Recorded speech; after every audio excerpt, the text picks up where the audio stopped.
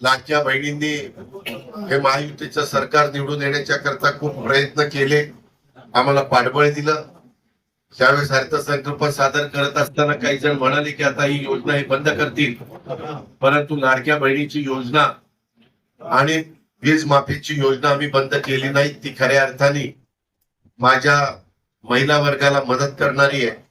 उलट मुश्रीफ साहेबांना पण मी सांगेन की काही बँकांनी काही जर महिला एकत्र आल्या आणि काही त्यांनी उद्योग करायचं ठरवलं तर त्याच्यातनं त्यांना दर महिन्याला 1,500 रुपये मिळतात.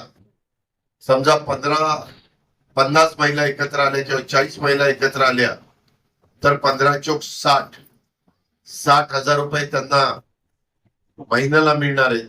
म्हणजे वर्षाला 7,20,000 वार्षिक 72. आणि मग त्याच्यात तेवढी परतफेड मुश्रीफ साहेब ते करू शकतात.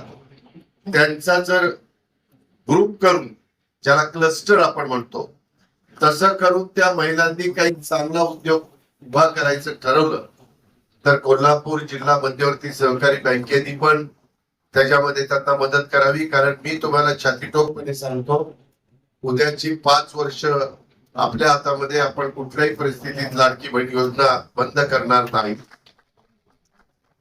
मला थोडासा ओढाताण होतीये, परंतु मी त्याच्यातनं मार्ग काढलेला आहे. पुढं काय कशा पद्धतीनं केव्हा वाढ करायची परिस्थिती ग्रुप मी पण निर्णय घेईन. मी परवा सभागृहामध्ये पण सांगितलं असतं की सोंग करता येतात, पैशाचा सोंग करता येत नाही. कारण 45,000 कोटी रुपये वर्षाला आम्ही आमच्या